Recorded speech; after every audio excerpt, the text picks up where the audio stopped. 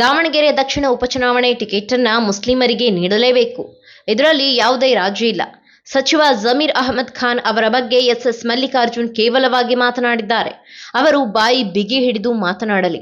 ಹೀಗಂತ ವಿಧಾನ ಪರಿಷತ್ ಸದಸ್ಯ ಹಾಗೂ ದಾವಣಗೆರೆ ದಕ್ಷಿಣ ಕ್ಷೇತ್ರದ ಟಿಕೆಟ್ ಆಕಾಂಕ್ಷಿ ಅಬ್ದುಲ್ ಜಬ್ಬಾರ್ ಎಚ್ಚರಿಕೆ ನೀಡಿದ್ದಾರೆ. ಮಾಧ್ಯಮವೊಂದರ ಜೊತೆ ಮಾತನಾಡಿರುವ ಅಬ್ದುಲ್ ಜಬ್ಬಾರ್ ಎಸ್ ಮಲ್ಲಿಕಾರ್ಜುನ್ ವಿರುದ್ಧ ನೇರ ಸಮರ ಸಾರಿದ್ದಾರೆ. ನಮ್ಮ ಪಕ್ಷದಲ್ಲಿ ನ್ಯಾಯ ನೀತಿ ಇದೆ. ಒಂದು ಕುಟುಂಬಕ್ಕೆ ಎಷ್ಟು ಟಿಕೆಟ್ ಕೊಡಬೇಕು ಎನ್ನುವುದನ್ನ ಅವರು ಯೋಚನೆ ಮಾಡಬೇಕು. ಆಕಾಂಕ್ಷಿ ಸಮರ್ಥ ತಂದೆ ಸಚಿವರು, ತಾಯಿ ಸಂಸದರು, ಮತ್ತೆ ಅವರ ಕುಟುಂಬಕ್ಕೆ ಟಿಕೆಟ್ ನೀಡಬೇಕಾ? ಬೇರೆ ಯಾರು ರಾಜಕೀಯಕ್ಕೆ ಬರೋದೇ ಬೇಡ್ವಾ?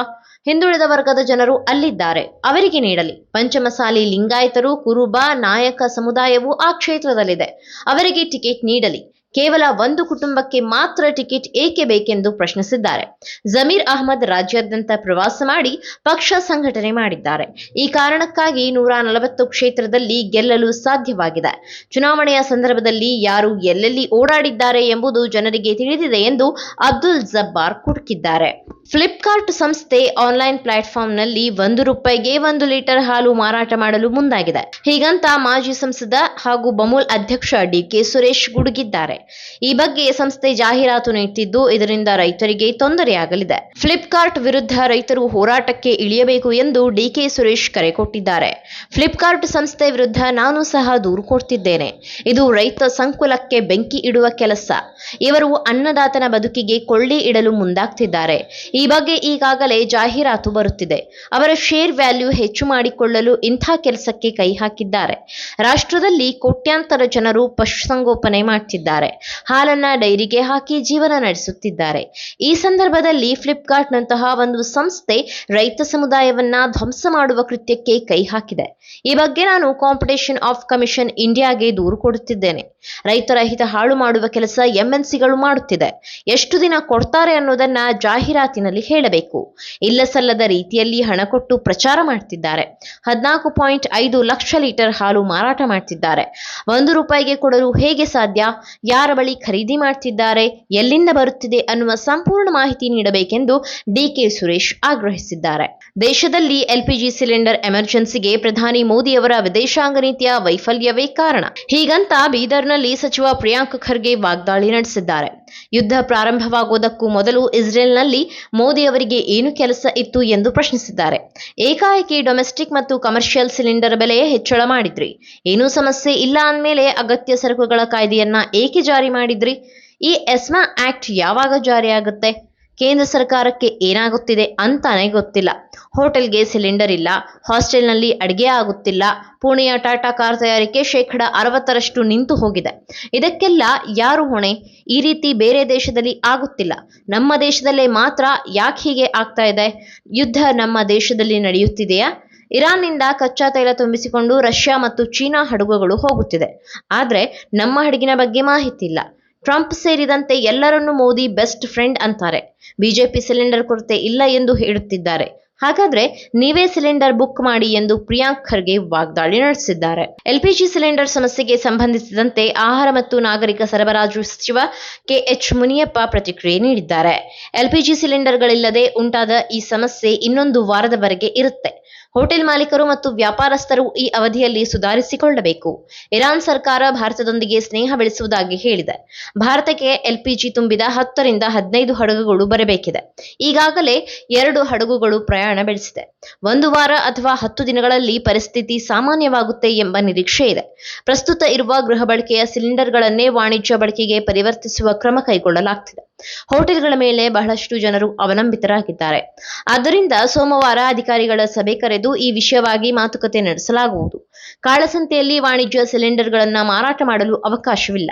ಹೆಚ್ಚಿನ ಬೆಲೆಗೆ ಮಾರಾಟ ಆಗುತ್ತಿರುವುದು ಕಂಡುಬಂದರೆ ಕಾಯ್ದೆಯಂತೆ ಕಠಿಣ ಕ್ರಮ ಕೈಗೊಳ್ಳಲಾಗುವುದು ಎಂದು ಸಚಿವ ಎಚ್.ಕೆ. ಮುನಿಯಪ್ಪ ಎಚ್ಚರಿಕೆ ನೀಡಿದ್ದಾರೆ. ಗ್ಯಾಸ್ ಅಭಾವ ವಿಚಾರದಲ್ಲಿ ಸಿಎಂ ಸಿದ್ದರಾಮಯ್ಯ ರಾಜಕೀಯ ಮಾಡಬಾರದು ಎಂದು ವಿಪಕ್ಷ ನಾಯಕ ಆರ್ ಅಶೋಕ್ ವಾಗ್ದಾಳಿ ನಡೆಸಿದ್ದಾರೆ. ಬೆಂಗಳೂರಿನ ಬಿಜೆಪಿ ಕಚೇರಿಯಲ್ಲಿ ಮಾತನಾಡಿದ ಅವರು, ಈ ಸಮಯದಲ್ಲಿ ರಾಜಕೀಯ ಬಿಟ್ಟು ಮಾತನಾಡಬೇಕು. ಸಚಿವ ಮುನಿಯಪ್ಪ ಸರಿಯಾಗಿ ಮಾತನಾಡುತ್ತಾರೆ. ಅವರು ಕೇಂದ್ರದಲ್ಲಿ ಮಂತ್ರಿ ಆಗಿದ್ದವರು, ಅವರಿಗೆ ಎಲ್ಲವೂ ಗೊತ್ತಿದೆ. ಸಿದ್ದರಾಮಯ್ಯ ಬೇರೆ ಕಡೆ ಹೋಗಿಲ್ಲ, ಇಲ್ಲಿ ಮಾತ್ರ ಇದ್ದಾರೆ. ಹಾಗಾಗಿಯೇ ಗ್ಯಾಸ್ ಬಿಕ್ಕಟ್ಟಿನ ಬಗ್ಗೆ ಗೊತ್ತಾಗುತ್ತಿಲ್ಲ. ಮೊದಲು ರಾಜಕೀಯ ಬಿಟ್ಟು ಕಾಳಸಂತೆಯಲ್ಲಿ ಗ್ಯಾಸ್ ಮಾರಾಟವನ್ನ ತಡೆಯಬೇಕು ಎಂದು ಕುಟುಕಿದ್ದಾರೆ. ಇನ್ನು ತಮ್ಮ ಮಗನನ್ನ ಬೆಳೆಸಿ ಎಂಬ ಸಿಎಂ ಸಿದ್ದರಾಮಯ್ಯ ಹೇಳಿಕೆಗೆ ವ್ಯಂಗ್ಯವಾಡಿದ್ದಾರೆ. ಸಮಾಜವಾದಿ, ಜಾತಿವಾದಿ, ಕುಟುಂಬವಾದಿ ಅಲ್ಲ ಎಂದು ಸಿದ್ದರಾಮಯ್ಯ ಹೇಳ್ತಿದ್ರು. ನಿನ್ನೆ ಇವರ ಮಗನನ್ನ ನೋಡಿಕೊಳ್ಳಿ ಅಂತ ಹೇಳ್ತಿದ್ದಾರೆ, ಮುಂದೆ ಮೊಮ್ಮಗನನ್ನು ನೋಡಿಕೊಳ್ಳಿ ಅಂತ ಹೇಳ್ತಾರೆ. ಈ ರಾಜ ಆದ್ಮೇಲೆ ಅವರ ಮಗ ರಾಜ ಆಗ್ಬೇಕು ಅನ್ನೋದಕ್ಕೆ ಇದೇನು ರಾಜರ ಮನೆ ಆಡಳಿತನ? ಸಿದ್ದರಾಮಯ್ಯ ಅಂಬೇಡ್ಕರ್ ಅವರ ಸಂವಿಧಾನಕ್ಕೆ ತಿಲಾಂಜಲಿ ಹಾಕಿದ್ದಾರೆ. ರಾಜ್ಯದಲ್ಲಿ ಇರೋದು ಡಿನ್ನರ್ ಪಾರ್ಟಿ ಸರ್ಕಾರ ಎಂದು ಅಶೋಕ್ ಕಿಡಿಕಾರಿದ್ದಾರೆ. ತೈಲ ಬಿಕ್ಕಟ್ಟಿನ ವಿಚಾರದಲ್ಲಿ ಕೇಂದ್ರ ಸರ್ಕಾರದ ವಿರುದ್ಧ ಟೀಕಿಸುತ್ತಿರುವ ಕಾಂಗ್ರೆಸ್ಸಿಗರಿಗೆ ಮಾಜಿ ಸಿಎಂ ಹಾಗೂ ಸಂಸದ ಬಸವರಾಜ ಬೊಮ್ಮಾಯಿ ಖಡಕ್ ಕ್ಲಾಸ್ ತೆಗೆದುಕೊಂಡಿದ್ದಾರೆ. ಸಿದ್ದರಾಮಯ್ಯ ಬಜೆಟ್ ನಮಗೆ ಮಾತ್ರ ಪ್ರಯೋಜನವಿಲ್ಲ ಅಂತ ಕಾಂಗ್ರೆಸ್ ಶಾಸಕರೇ ಹೇಳುತ್ತಿದ್ದಾರೆ. ತಮ್ಮ ವೈಫಲ್ಯವನ್ನ ಮುಚ್ಚಿಟ್ಟುಕೊಳ್ಳುವುದಕ್ಕೆ ಕೇಂದ್ರದ ಮೇಲೆ ಬೊಟ್ಟು ಮಾಡುವ ಚಾಳಿ ಇದೆ. ಸುಳ್ಳನ್ನ 10 ಬಾರಿ ಹೇಳಿದ್ರೆ ಸತ್ಯವಾಗುತ್ತೆ ಎಂದುಕೊಂಡಿದ್ದಾರೆ. ಇದರಲ್ಲಿ ಎಲ್ಪಿಜಿ ವಿಚಾರವನ್ನ ಸೇರಿಸಿಕೊಂಡು ತಮ್ಮ ವೈಫಲ್ಯ ಮುಚ್ಚಿಕೊಳ್ಳುವ ಪ್ರಯತ್ನಿಸುತ್ತಿದ್ದಾರೆ. ಕಾಂಗ್ರೆಸ್ನವರು ಏನ್ ಮಾಡಿದ್ರೂ ಕೂಡ ಜನರಿಗೆ ಸಮಸ್ಯೆ ಗೊತ್ತಿದೆ. ಹೆಣ್ಮಕ್ಕಳು ಈಗ ಮಿತವಾಗಿ ಗ್ಯಾಸ್ ಬಳಸುತ್ತಿದ್ದಾರೆ. ಗೃಹ ಬಳಕೆಗೆ ಬೇಕಾಗುವಷ್ಟು ಸ್ಟಾಕ್ ನಮ್ಮ ಬಳಿ ಇದೆ. ಇದನ್ನ ಮುನಿಯಪ್ಪ ಕೂಡ ಹೇಳಿದ್ದಾರೆ. ಬಳಕೆ ಪ್ರಮಾಣ ಜಾಸ್ತಿ ಇರೋದರಿಂದ ಕಮರ್ಷಿಯಲ್ಗೆ ಸ್ವಲ್ಪ ಅಭಾವ ಆಗಿದೆ. ಆದರೆ ಎಲ್ಪಿಜಿ ಹೊತ್ತ ಹಡಗುಗಳು ಈಗಾಗಲೇ ಬರುವುದಕ್ಕೆ ಶುರುವಾಗಿದೆ. ಇನ್ನೊಂದು ವಾರದಲ್ಲಿ ಲ್ಯಾಂಡ್ ಆಗುತ್ತೆ. ಲಾಜಿಸ್ಟಿಕ್ನಲ್ಲಿ ಡಿಸ್ಟ್ರಿಬ್ಯೂಷನ್ ಆದ್ರೆ 8 ರಿಂದ 10 ದಿನಗಳಲ್ಲಿ ಈ ಸಮಸ್ಯೆ ಬಗೆಹರಿಯುತ್ತೆ. ಅಲ್ಲಿಯವರೆಗೂ ಇರೋದನ್ನೇ ಸರಿಯಾಗಿ ವಿತರಣೆ ಮಾಡುವ ಕೆಲಸವನ್ನ ರಾಜ್ಯ ಸರ್ಕಾರ ಮಾಡಬೇಕಿದೆ. ನಮ್ಮ ಪ್ರಧಾನಮಂತ್ರಿಗಳ ರಾಜತಾಂತ್ರಿಕ ನೈಪುಣ್ಯತೆಯಿಂದಾಗಿ ತೈಲ ಹಡಗುಗಳಿಗೆ ಇರಾನ್ನಿಂದ ಅನುಮತಿ ಸಿಕ್ಕಿದೆ. ತೈಲಕ್ಕೇನೂ ಸಮಸ್ಯೆ ಇಲ್ಲ ಎಂದು ಬಸವರಾಜ ಬೊಮ್ಮಾಯಿ ಹೇಳಿದ್ದಾರೆ.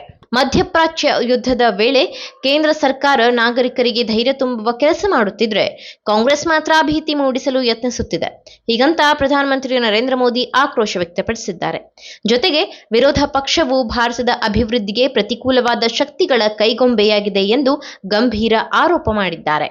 ಅಸ್ಸಾಂನ ಸಿಲ್ಚಾರ್ನಲ್ಲಿ ಚುನಾವಣಾ ಪ್ರಚಾರ ನಿಮಿತ್ತ ಭಾಷಣ ಮಾಡಿದ್ದ ನಮೋ ಕಾಂಗ್ರೆಸ್ ಪಕ್ಷದ ವಿರುದ್ಧ ತೀವ್ರ ವಾಗ್ದಾಳಿ ನಡೆಸಿದರು.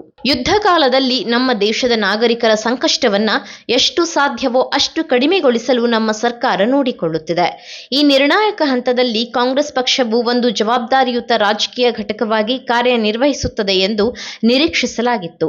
ಆದರೆ ರಾಷ್ಟ್ರೀಯ ಹಿತಾಸಕ್ತಿಗೆ ಸಂಬಂಧಿಸಿದ ಈ ಮಹತ್ವದ ಕಾರ್ಯದಲ್ಲಿ ಕಾಂಗ್ರೆಸ್ ಮತ್ತೊಮ್ಮೆ ವಿಫಲವಾಗಿದೆ.